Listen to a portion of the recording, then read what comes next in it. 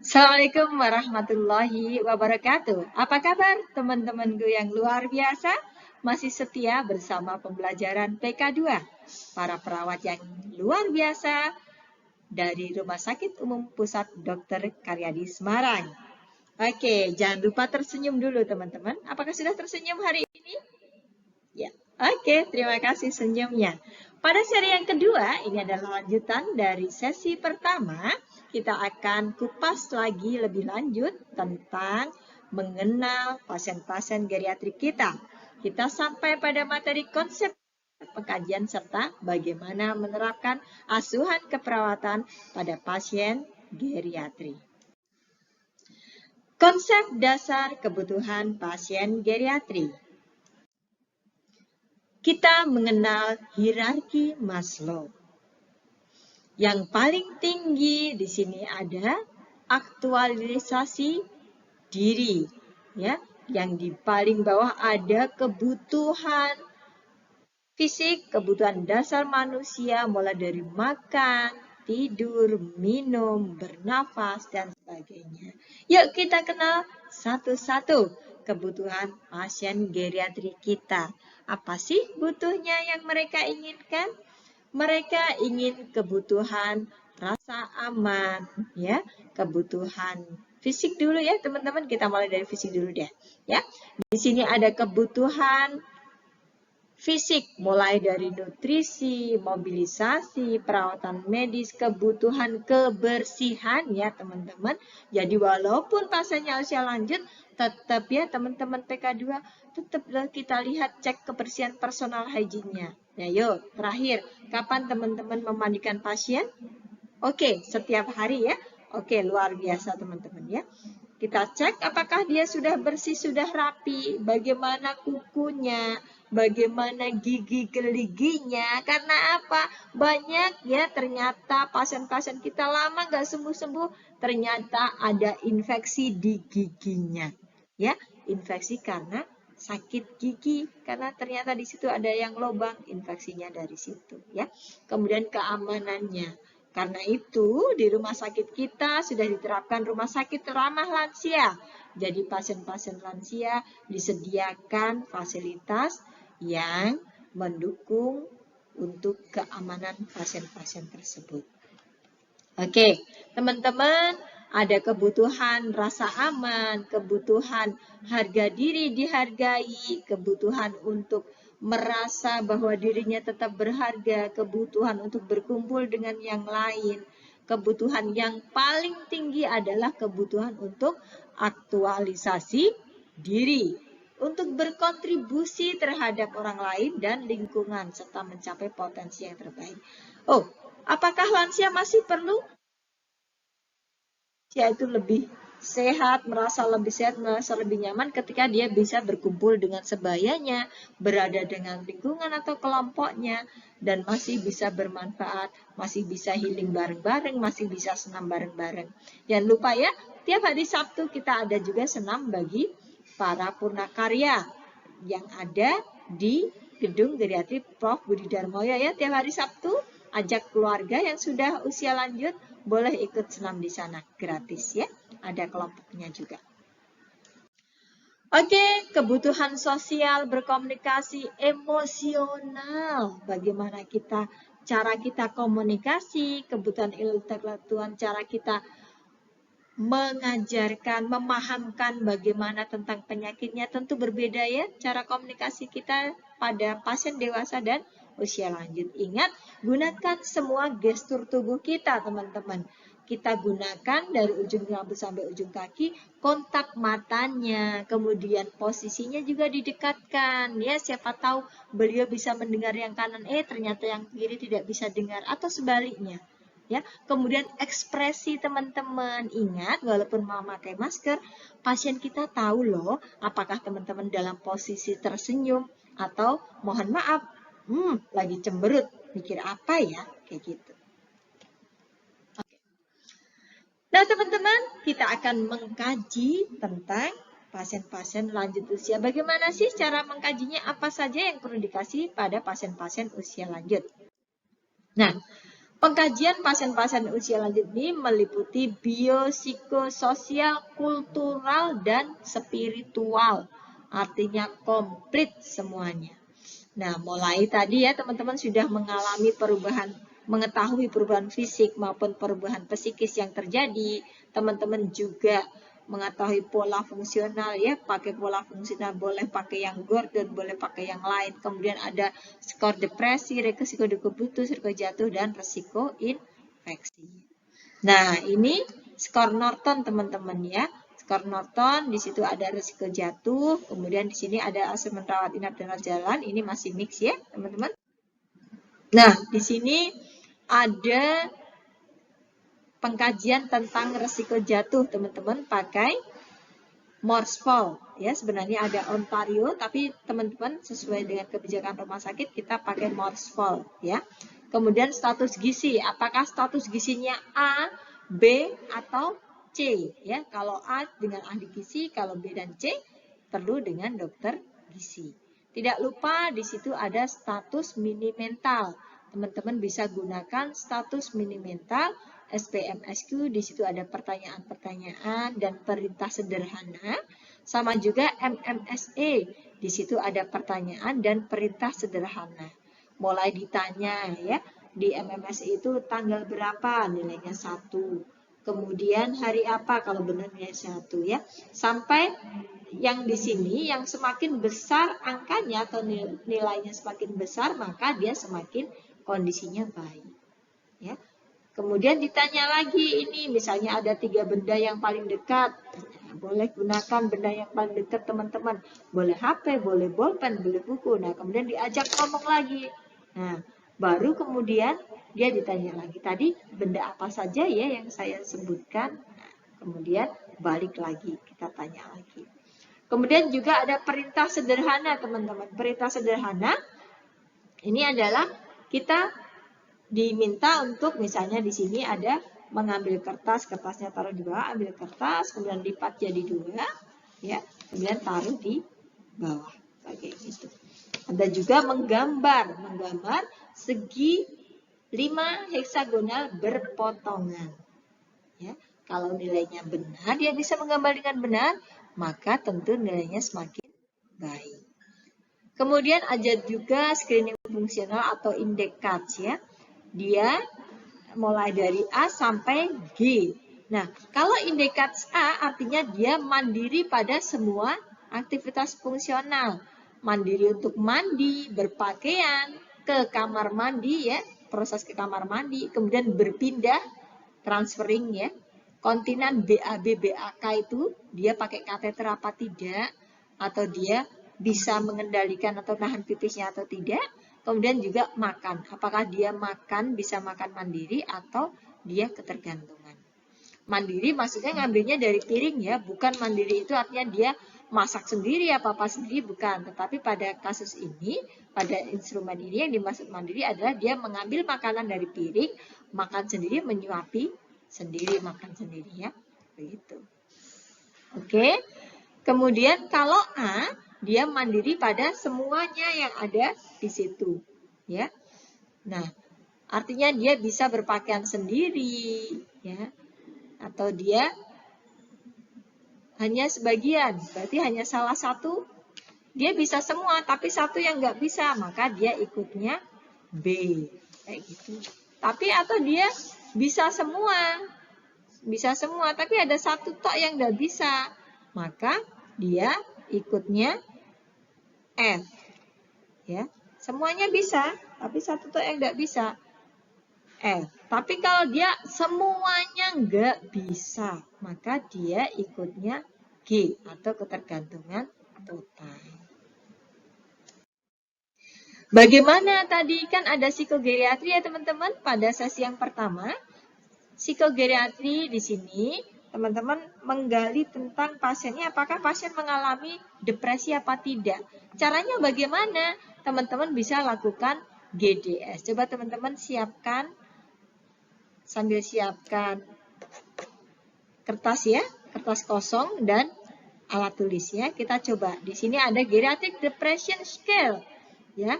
kita akan tanyakan apakah dia puas dengan kehidupannya atau tidak, apakah dia ada hidupnya merasa kosong atau tidak, ya. Teman-teman, pada jawaban ya GDS ini, skor jawaban yang tercetak tebal itu mempunyai nilai 1, ya. Ini ada pertanyaan positif dan negatif, teman-teman. Ya, jangan kebalik ya. Kalau yang dicetak tebal, kalau benar nilainya 1, ya. Tapi kalau yang tidak dicetak tebal nilainya 0.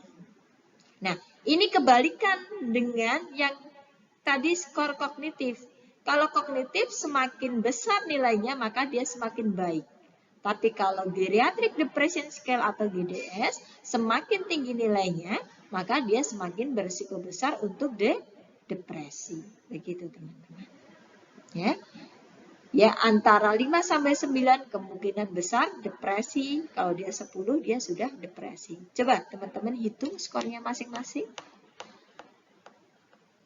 Oke. Ya. Boleh dihitung skornya masing-masing ya, teman-teman. Kita coba hitung skor sendiri dulu sebelum menghitung skor pasien. Oke?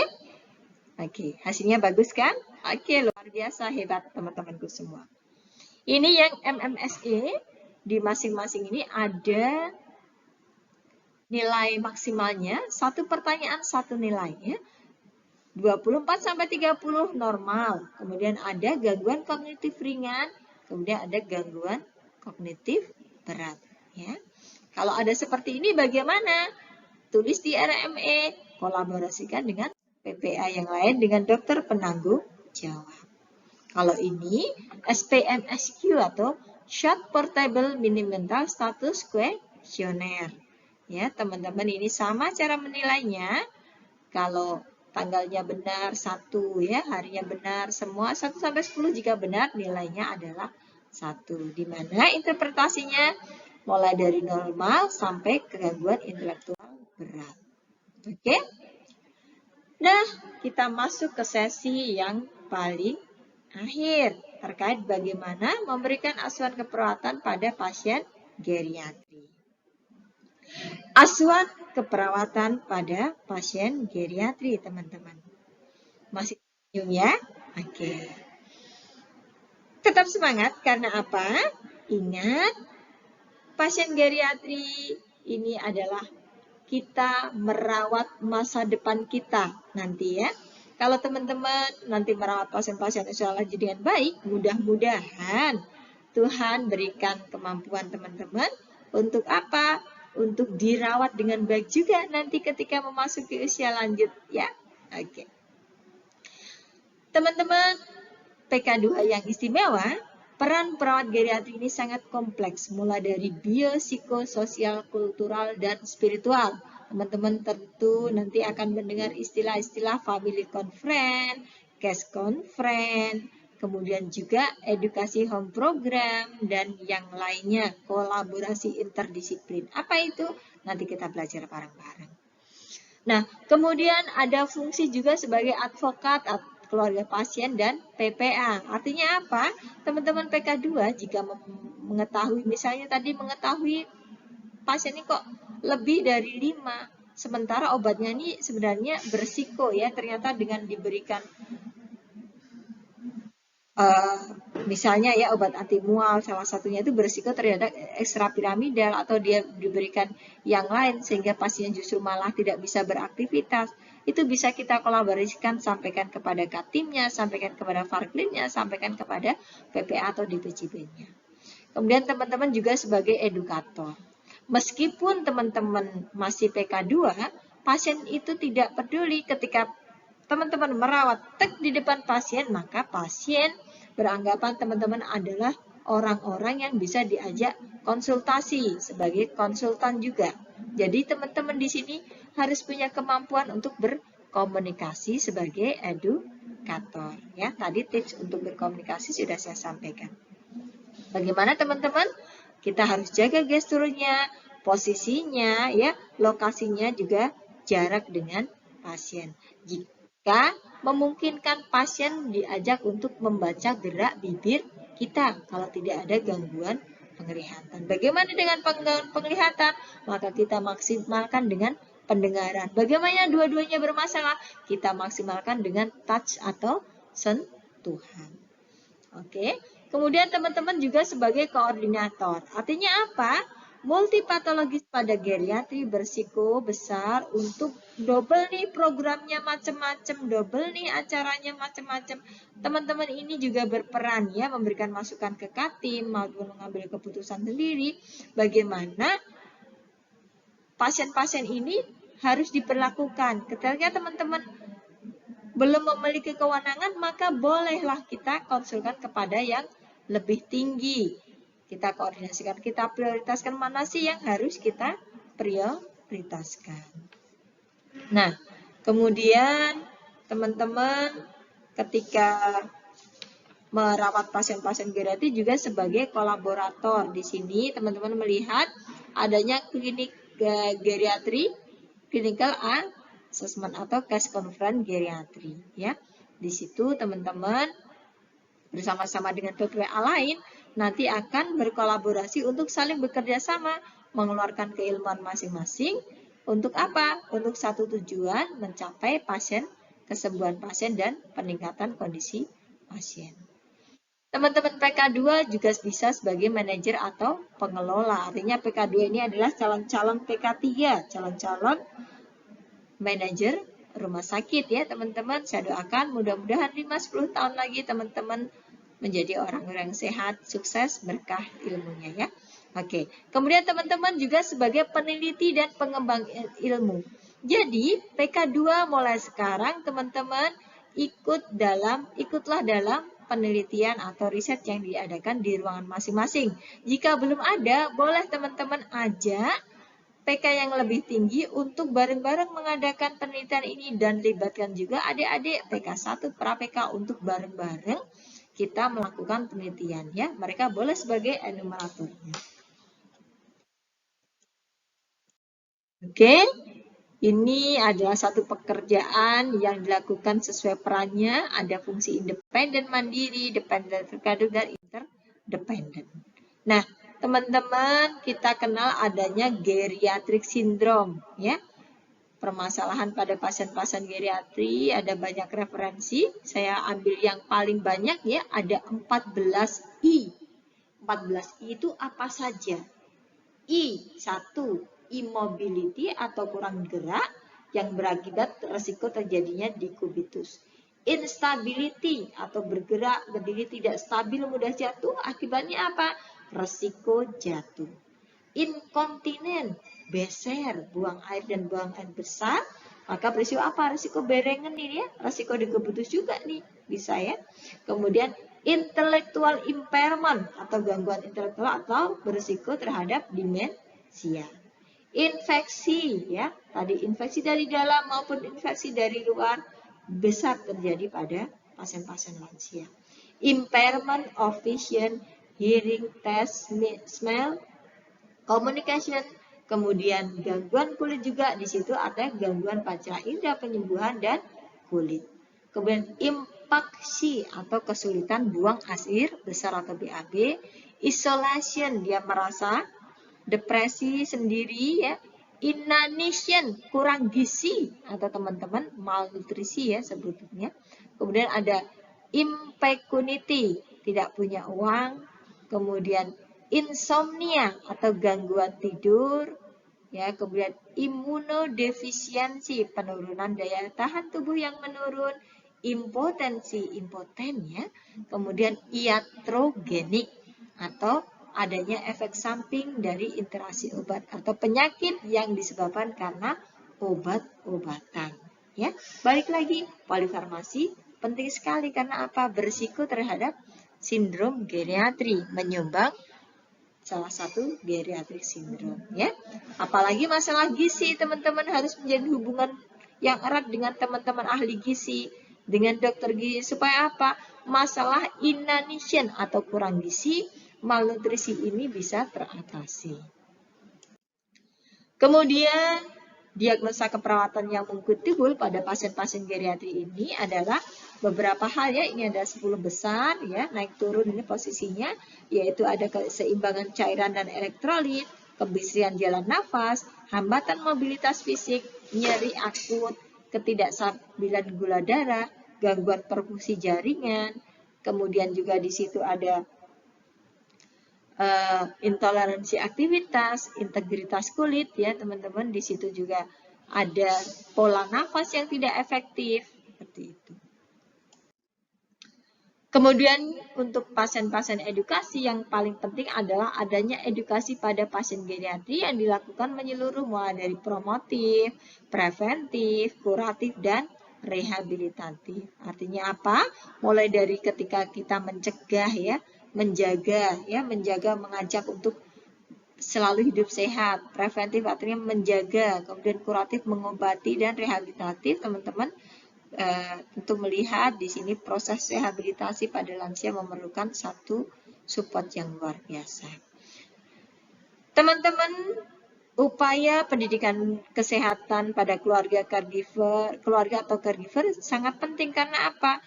Pendidikan kesehatan ini membantu menyiapkan pasien dan keluarga secara fisik, mental, dan psikologis. Itu yang paling penting ya.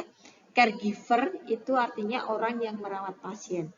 Ada yang formal, ada yang informal ya. Yang formal itu yang dengan pendidikan khusus, yang informal itu dari keluarga pasien dan yang lainnya.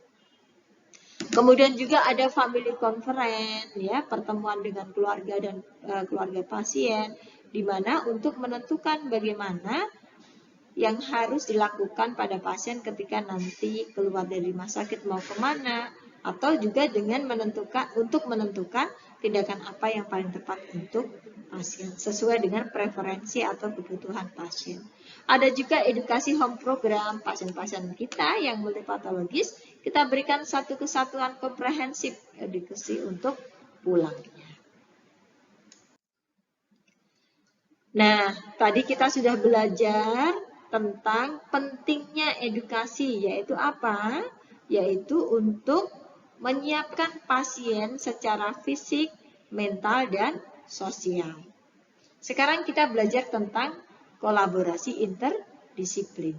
Ya, kolaborasi interdisiplin adalah suatu analisis multidisiplin yang dilakukan oleh seorang geriatris atau seorang interdisipliner geriatri pada pasien usia lanjut untuk mengetahui kapabilitas medis, fungsional, dan psikososial agar dapat dilakukan penatalaksanaan secara menyeluruh dan berkesinambungan.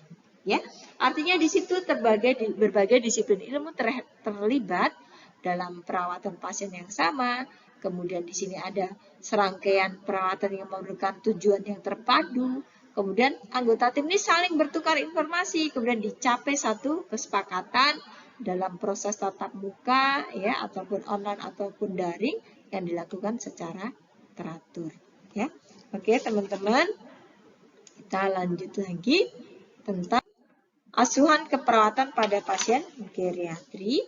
Bagaimana prosesnya? Proses asuhan keperawatan mulai dari pengkajian, analisa data, penerapan diagnosa, perencanaan atau intervensi, implementasi, evaluasi, dan yang paling penting adalah, yang tidak kalah pentingnya adalah dokumentasi. Ingat, do what you write. Lakukan apa yang kamu tulis dan tulis apa yang kamu lakukan.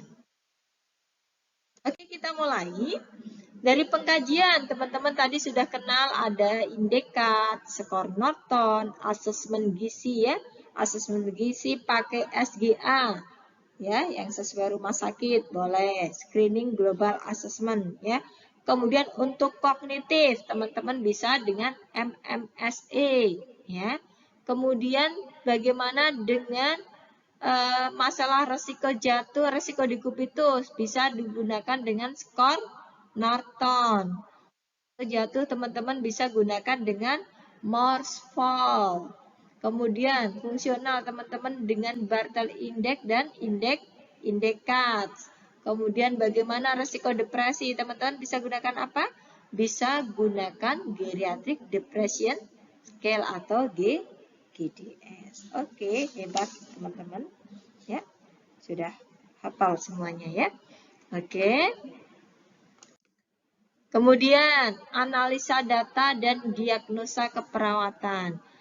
Nah, analisa data tadi yang semua sudah terkumpul, kita buat diagnosa keperawatan. Di mana diagnosa keperawatan dirumuskan berdasarkan data status kesehatan yang dianalisis berdasarkan data hasil pengkajian awal, ya, terdiri dari masalah penyebab aktual maupun potensial, ya.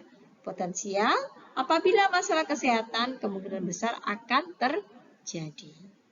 Oke. Teman-teman, sesuai di rumah sakit saat ini ya, kita ada banyak referensi. Kita teman-teman tinggal klik ya di RME, itu sudah dibuat oleh teman-teman dari tim pengembang RME, kita bisa gunakan. Nanti jika teman-teman ada masukan, oh diagnosa apa yang belum masuk atau belum ada, boleh diusulkan melalui kepala ruang.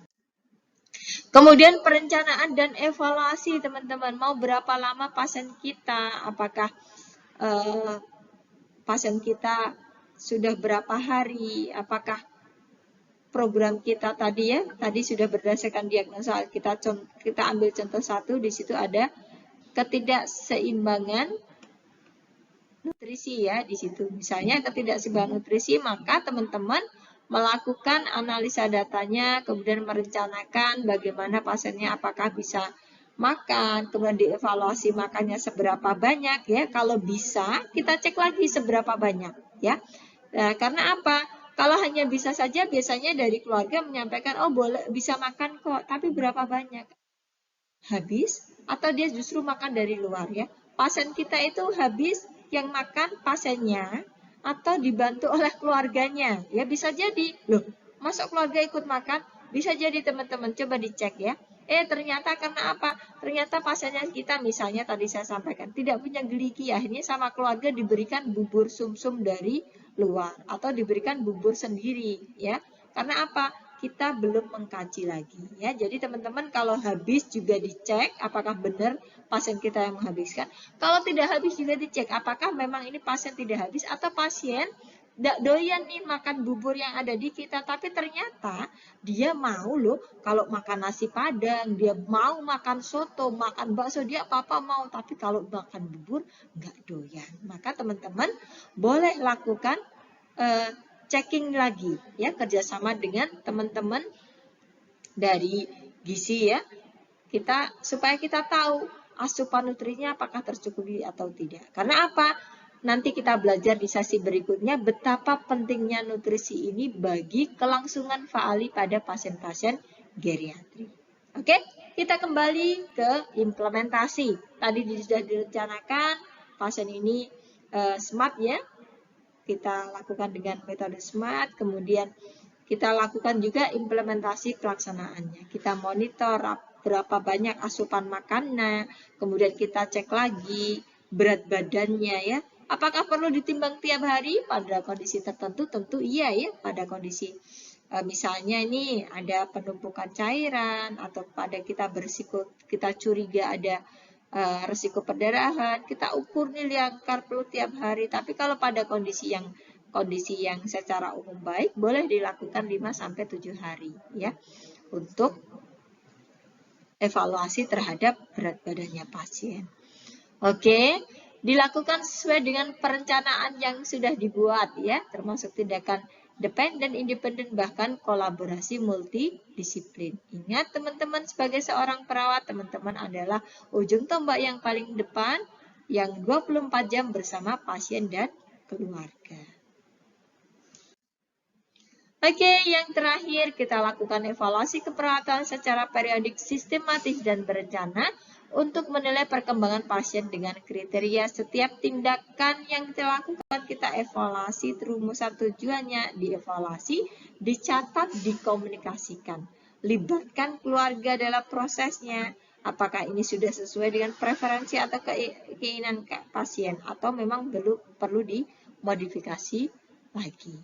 Nah, begitu teman-teman, artinya ketika proses pasien geriatri ini perlu perhatian lebih. Karena apa? Tadi respon-respon fisik maupun psikologis tentu berbeda terhadap perawatan dibandingkan pasien-pasien usia lanjut. Kemudian juga dengan kondisinya yang tadi konsep dasar kita udah dapet, pada pasien ini mengalami penurunan biopsikososial ya, bio secara psikis maupun secara fisik dia mengalami penurunan, maka kita juga melihat faktor-faktor risiko apa yang bisa terjadi dan bagaimana kita cegah sebelum itu terjadi. Jadi PK2, teman-teman PK2 tetap semangat, terus belajar tentang usia lanjut maupun keilmuan